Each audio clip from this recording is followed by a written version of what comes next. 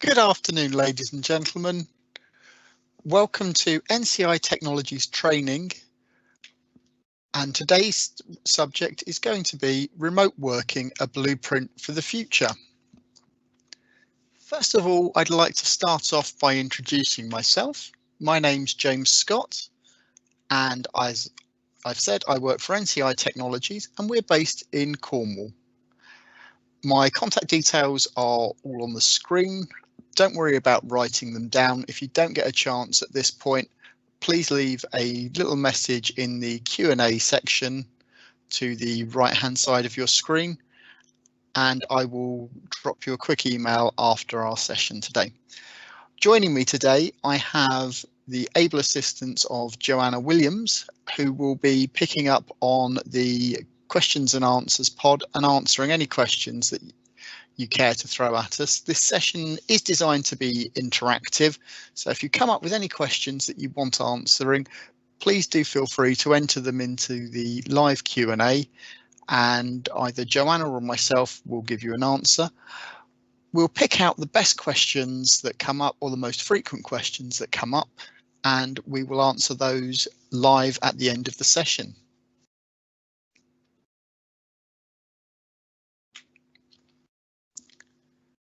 As I said, today's session is remote working, a blueprint for the future. This session is designed to give a little bit of background in how the United Kingdom got to be in the position it's in at the moment, with our lockdown in place and our lockdown that's been extended for another couple of weeks.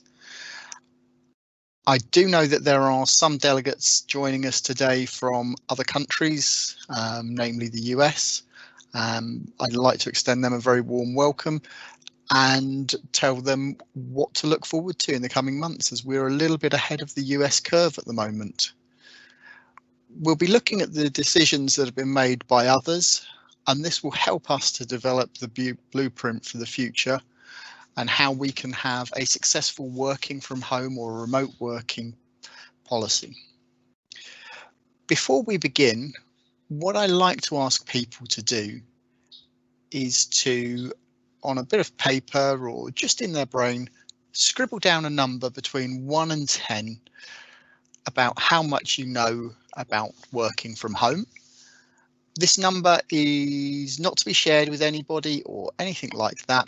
It's just so that you can give yourself an honest appraisal of your knowledge. And then at the end of today's session, I will also ask you to do the same. And what I hope to see is that there's been a change for the better. So the scoring scale that I like to use is 0 for I know nothing and 10 for I know everything. If there's any 10s out there, I'd be really grateful if you could make yourself known in the questions and answers, and I will let you take over the session for me. I only rate myself a 8 or a 9 because things keep on changing and we constantly need to keep on top of the information. So where are we now? All UK residents, apart from key workers, have been asked to work from home where possible. Non-essential businesses have been severely curtailed in the way that they can work. Some are no longer operating and some are working at hugely reduced capacities. A large number of the UK workforce has been either made redundant or furloughed. Cybersecurity threats have increased dramatically and have been very specifically tailored towards the COVID-19 outbreak. Because of changing purchase habits within the world market, IT hardware costs have gone up by about 25 to 40%. We are now starting to see that number reduce, but it did cause a severe spike due to purchasing and demand. And that has led us to have very, very low stock levels available in the channel. The UK's infrastructure is also under huge amounts of stress like never before. Internet connections and voice connections have really been struggling, especially in the early days of our lockdown in this country, with 4G connections not being able to provide internet.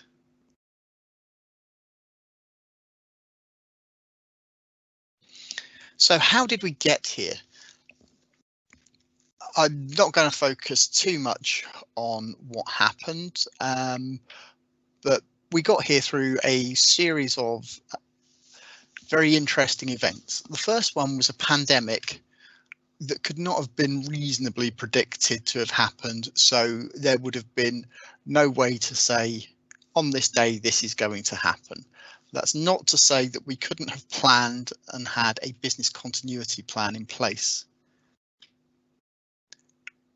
The UK government did not issue businesses clear guidance soon enough for many businesses to make clear and informed decisions, and lots of businesses were forced into situations that really didn't help them to prepare for our lockdown situation. This led to rapid changes in buying habits and IT supply shortages.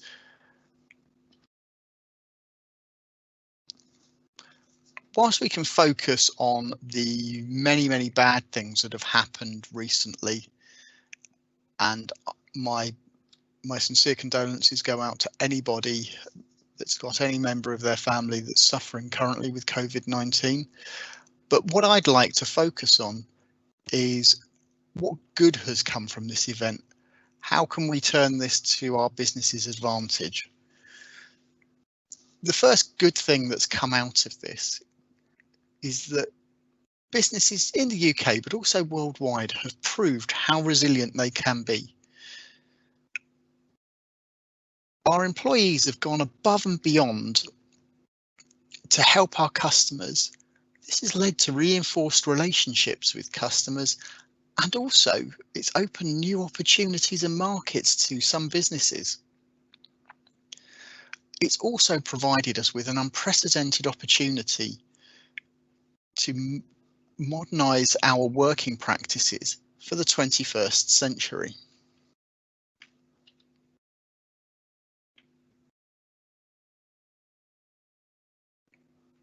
We can learn from businesses that have made a positive change. The things that we can learn from them are around our planning. As I said in one of the earlier slides, do you have a business continuity plan that would have enabled you to swiftly work from home without lots of upheaval?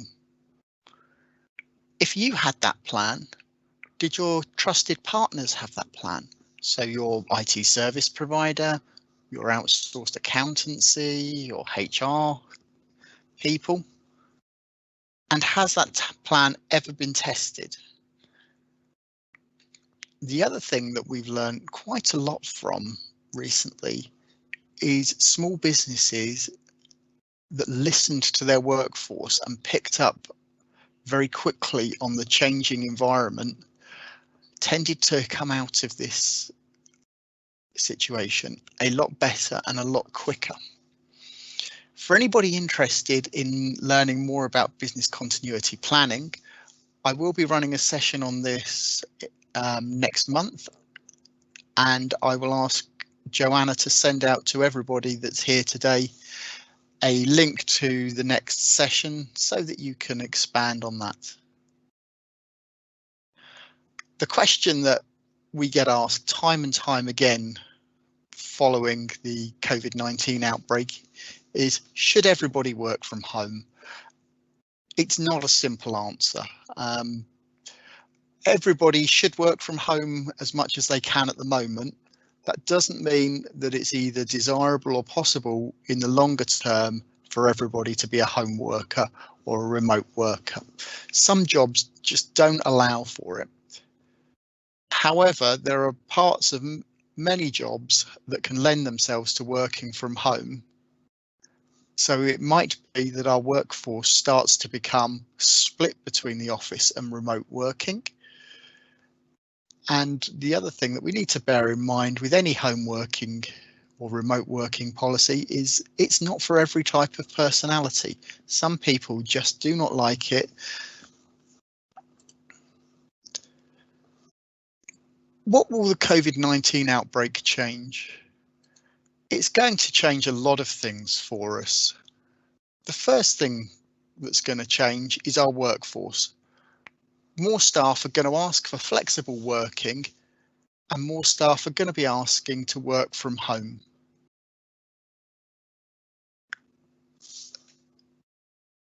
Flexible working has made employers significantly more interesting for the millennial job seekers. 71% of remote workers were happy with their jobs, whereas just 55% were happy when they were on-site workers. And 90% of our remote workers have expressed an interest in continuing some form of remote working for the rest of their career. The UK's Office of National Statistics has produced figures for the 10-year period 2008 to 2018. And you can see that in the UK, there has been a steady growth in the number of remote workers or home workers, with the total number nearly doubling with people working from home. This is a very significant change and has only been escalated with the COVID-19 outbreak. We can see by looking at more progressive working economies that they have made huge gains over that period in encouraging the percentage of workforce to work from home. What we can see in the UK is that whilst the numbers of people working remotely has increased, as a percentage of the working population, it has actually decreased. This has happened mainly because the number of jobs that have been created recently in the UK have not lent themselves to remote working, or the employers themselves have not lent themselves to remote working. What the statistics show us is that remote working is more prevalent amongst senior staff. The typical remote employee is an intelligent, educated and motivated individual. And these people tend to be the people that are working their way up the corporate ladder. Across all industries, around 18% of executives work remotely at least one day per week. The highest proportion of remote workers currently is in the founders and exec level of employees, and that is around 55% of all employees. An interesting number comes out of the statistics that around 70% of the 18 to 34-year-old category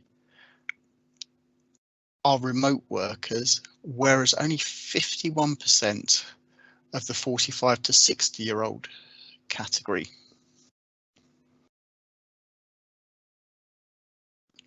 This is having an effect on recruitment.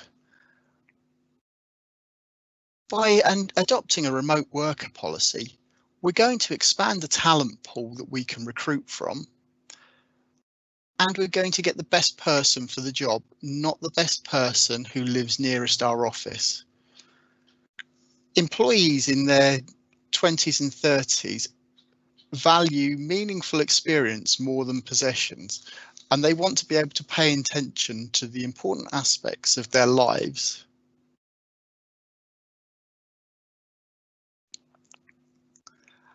Following table shows a breakdown by age demographics of what the employable population are looking for when they're working from home, to enable us to better tailor our working environment and our job adverts. we can look at this table and see that if you were advertising for a junior role, this is a role typically taken by the younger age group, you could phrase things such as not having the stress of having to commute, whereas for a senior role, you may phrase the role advert in a slightly different way and talk about the cost saving of not having to travel. This enables us to target our chosen employees in a far more refined manner. What will stop us achieving the remote workplace? The biggest roadblock to achieving the remote workplace is fear and misunderstanding. The fear and misunderstanding factor is prevalent in any change we make in our workplace, and providing we can deal with this quickly and efficiently, we're able to remove these roadblocks. The fear and misunderstanding is broken down into three groups: your directors, your managers, and your staff. The first roadblock that many directors come up with is it's going to cost more money. On the surface, this may appear correct, as you will need to implement secure access for them and purchase laptops. But when you take a step back, your business should be investing in secure access to and from the internet using things like firewalls anyway. So the true cost may only be that you need to purchase some extra licenses. Typically, these licenses are around £50 per user. Yes, you will need to give your user the device to work from at home. It makes sense in most instances for this device to be a laptop, but that's not always the case.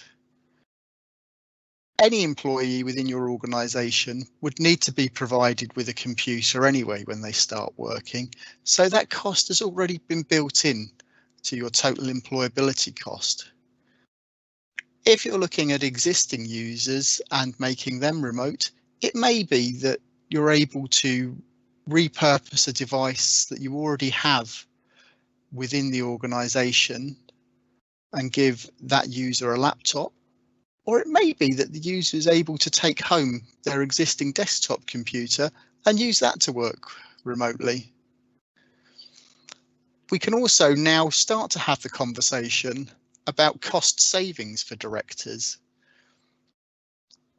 As a business with more remote workers, we're able to look at some of the business costs that we incur anyway. We can look at our office space, for example. Do we need the same size office? Are we able to downsize the size of the physical building? Do we need to provide as much parking for our staff? All of these things have both a seen and an unseen cost. By having a smaller office, we reduce our rates costs and many other on costs as well.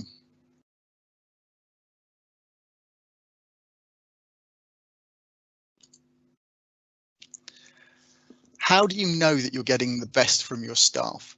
Many studies over the years have shown, and from my personal experience, I can back this up, that when employees are removed from the distraction and noise and even office politics of a busy workplace, the majority of remote workers experience a boost in performance when left to their own devices. Whilst the chart on the screen at the moment shows the IWG Global Workplace Survey for March 2019 of around 15,000 business people, there are statistics available from both the UK and the US with far more sector-based information, but these show broadly the same trends.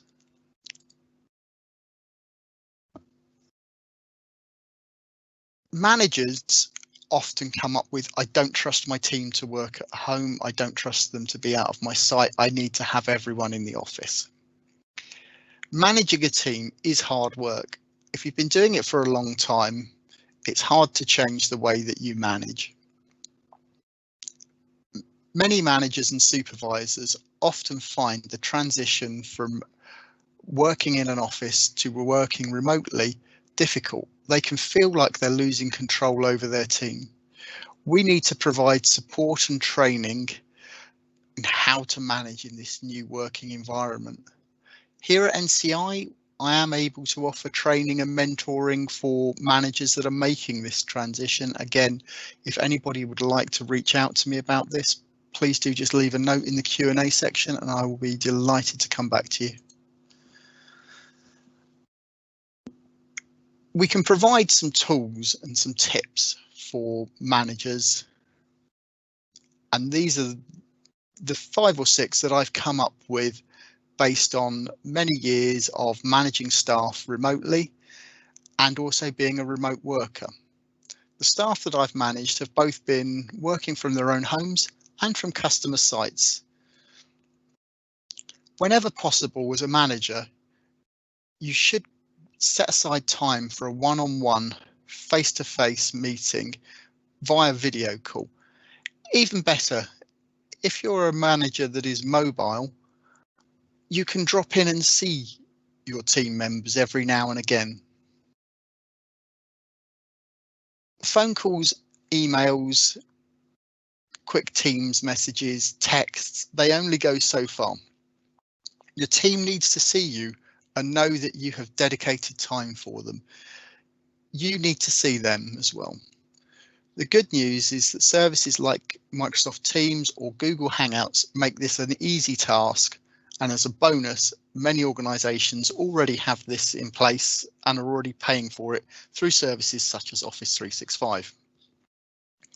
When you're first starting out as a manager of a remote team, you should be contacting every member of your team every day. The purpose is a simple one. It's to set the agenda for the day and provide feedback and resourcing for your team.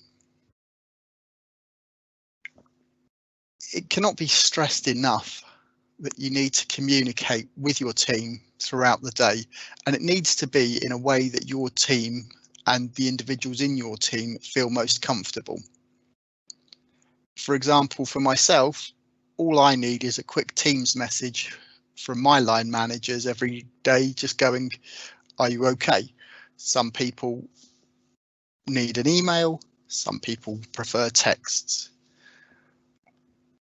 A sense of loneliness and isolation can often set in very quickly if you've been used to working in a busy an office environment and you're suddenly moved out of that environment to something far quieter. This communication should not be just limited to work, but it should also contain the same little conversations that you would have if your employee was in the office. Asking questions like, did you have a good weekend? How are the kids? That sort of thing, to build up a rapport and maintain the closeness of your team. As a manager, you need to make sure that you know what tools are available to you, what technologies are out there and that you have access to, and how to use them to your best. Microsoft will be presenting with us in about a month and a half's time how to use Microsoft Teams. If you're interested in this session, please do let us know and I'll make sure that you are invited. Microsoft will be showing us how to use all of the little features within Teams to ensure that our remote workers are kept happy and safe.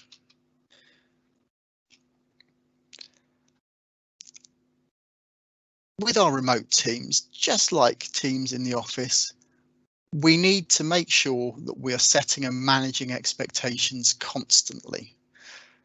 This means defining the scope, the deadlines and the deliverables for each task or project your team is working on. If you don't do this, don't be surprised that if in a few weeks from now you find yourself wondering what everyone was doing. Everyone worked in a different way, and as part of a remote team, That's no different. As a manager, you do not want to focus on activities, but on the outcomes. What I mean by this is that you don't need to see your team and monitor them constantly and have them tell you what they're doing every second of the day. What you need to do is have them telling you when they reach their milestones and what is preventing them from reaching these milestones. As a manager, just as you would in a conventional office environment, you need to make sure that your team is properly resourced and that you're providing all of the resourcing and tools that they need. There are lots of clever ways of working out resourcing levels. There's lots of clever tools out there to enable you to do this. But in my years of experience, I've honestly found the best way to do this is just to ask your team, have they got everything they need? Is there anything that would make their life easier? Most importantly, trust your team. At the moment, that is especially a valuable lesson and a valuable point to take on board. Understand that in the current environment, your team has got a lot going on. That's not to say it's an excuse for not getting things done, but it is a reason to reconsider what productivity really means. Punching a clock for 8 hours is out. Regular work hours are probably out for many people as well. Instead, you need to trust your team and give them the freedom and flexibility to get work done on a schedule that helps them be the most productive. That's good for your team and good for your business in the long run. A good example of that is within my team at the moment, I am a very, very morning-based person. A lot of my good work and a lot of my productivity is done between 8 AM and 12 o'clock. And by being given the freedom to work before 9 o'clock in my most effective period of my day, I'm able to produce far more tangible results for NCI.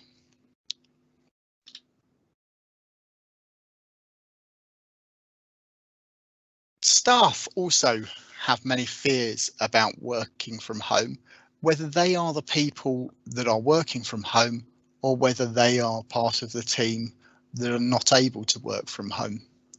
The common thing you hear from staff that are still working in an office environment is that the people working at home won't work as hard. They'll be at home with their feet up watching Ricky Lake or Judge Judy on repeat.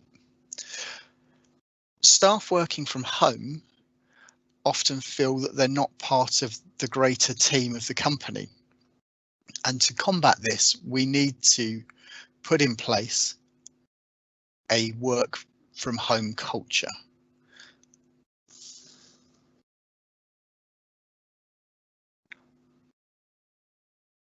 On the right hand side of the screen at the moment is a very, very basic working from home culture that can be adopted into many, many organisations and can be tailored to suit exactly what you're trying to do and trying to achieve.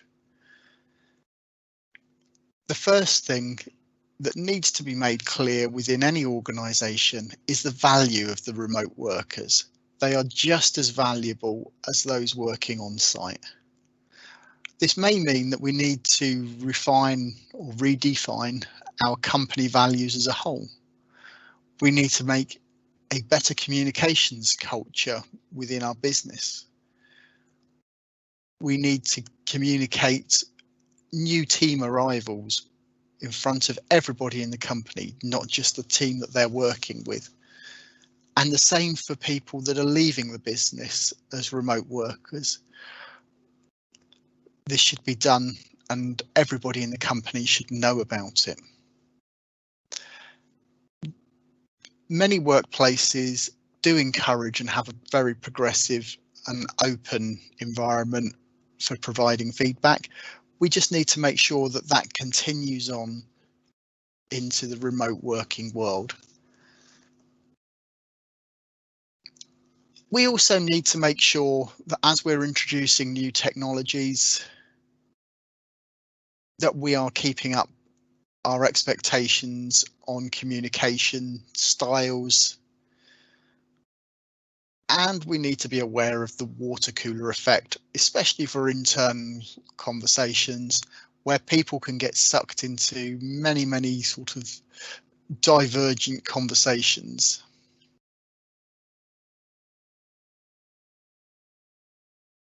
The final point in our culture that we need to change is coming up with a standard that we can measure our employee engagement against.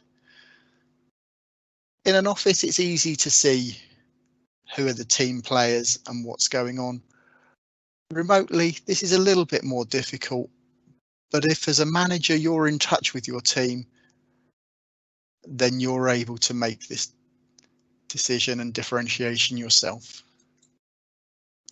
What do we need to put in place once we've decided that we're going to adopt a remote workers or a home workers policy? Things that we need to be thinking about are remote worker contracts, remote worker packages, support for managers, and our company culture making it the norm to work from home. So a remote worker contract is very easy to set up.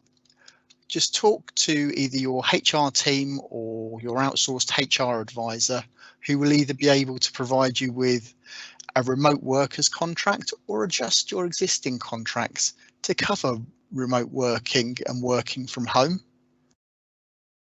Remember that remote workers and home workers don't always need to be working from home or working out of the office. It is possible to have the best of both worlds, where you work in the office environment for 2 or 3 days a week and work from home a couple of days a week to increase your productivity or when you want to concentrate. A remote workers package is something that's not very familiar within the business environment, but is something that happens for new employees all the time when they're in an office environment.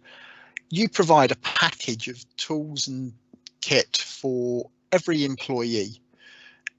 As a remote worker, you just need to adapt this workers package. So rather than providing them with a desktop, provide them with a laptop. Provide secure remote access to resources. You're doing that anyway, hopefully, by having firewalls in place to allow your internal staff to access the internet safely. You've already got permissions set up on your server to limit access to resources. All of this follows over very nicely into our remote workers package. The part where a lot of businesses struggle is accessing the office phone system. This isn't an essential, but it does help your employees to stay in touch with other colleagues.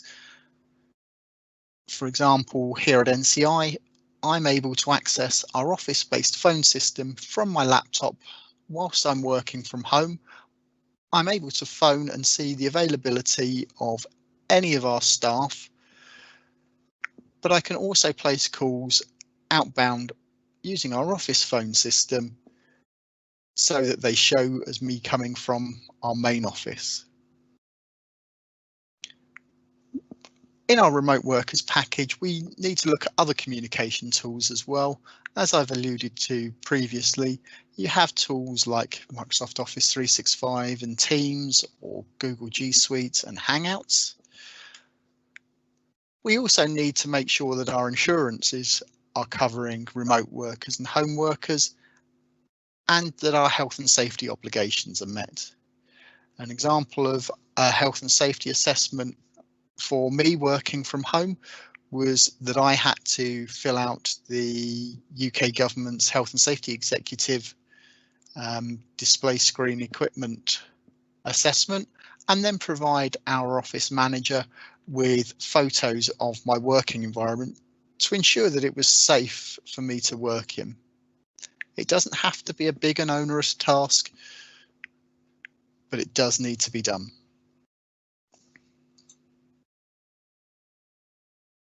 As I've said previously, managers that are working in office-based environments find the transition to supporting and managing remote teams very difficult sometimes, and we need to provide them training, support and mentoring. We need to help them find new ways to manage, new technologies and new ways to communicate.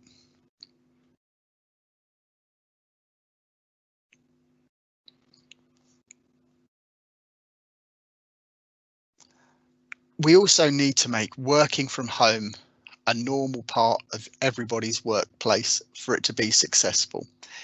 If it's viewed as something that's only given to the select few, or it's only something that's given to the special people in the office or the boss's favourites, it will always be viewed with resentment by everybody else. By making it the normal part and offering it to as many staff as your business is able to, it will become more widely accepted and will become more appreciated.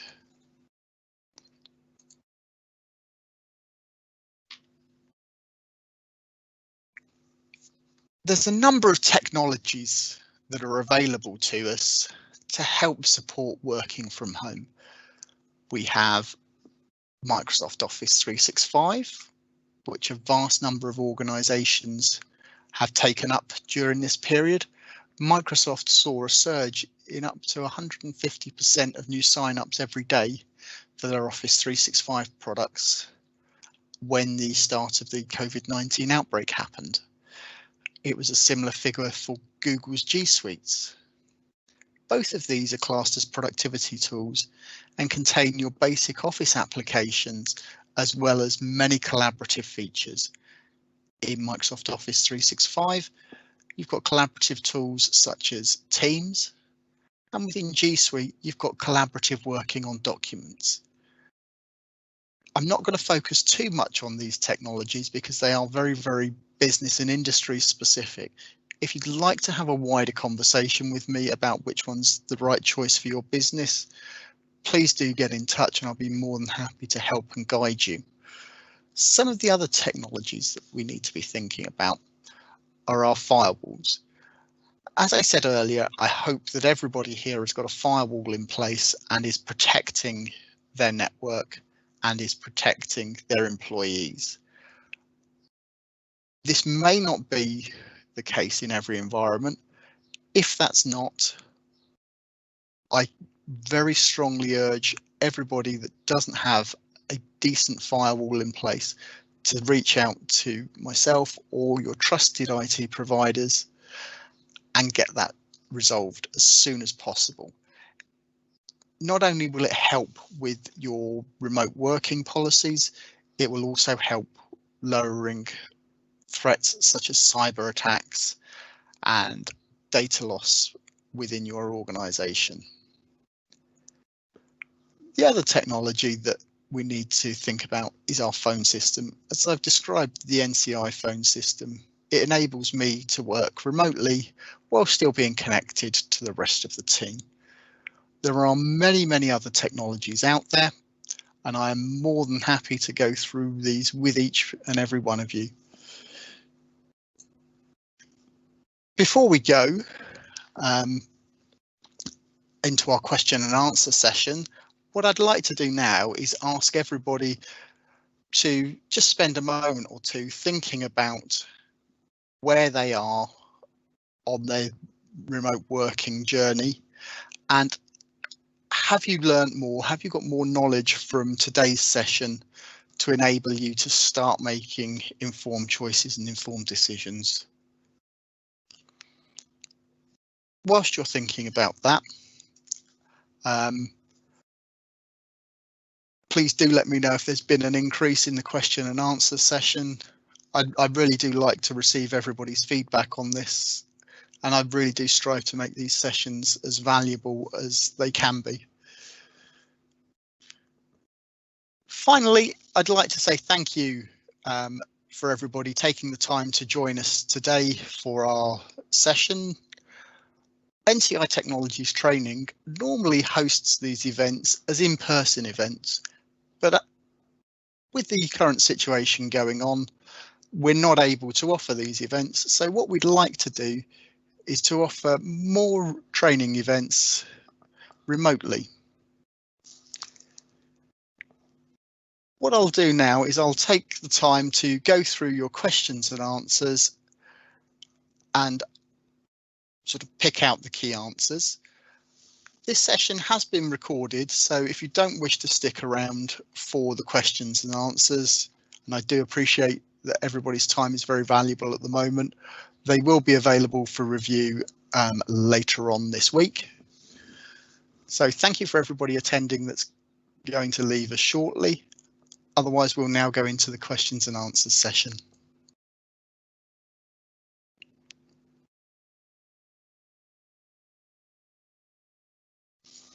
So in the questions and answers sessions, Joanna has already put up for us the link to our business continuity session, and that is available for you. Yes, we do have a recording of this session being made at the moment, and this will be available. If you would like a copy of the PowerPoint that I've used today, please do reach out to me and I will be more than happy to send this to you.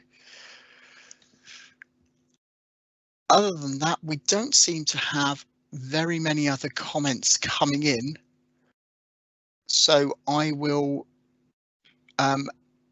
stop talking now and leave today's session open for another 5 minutes for people to type any questions that they've got. Otherwise, I will end the session.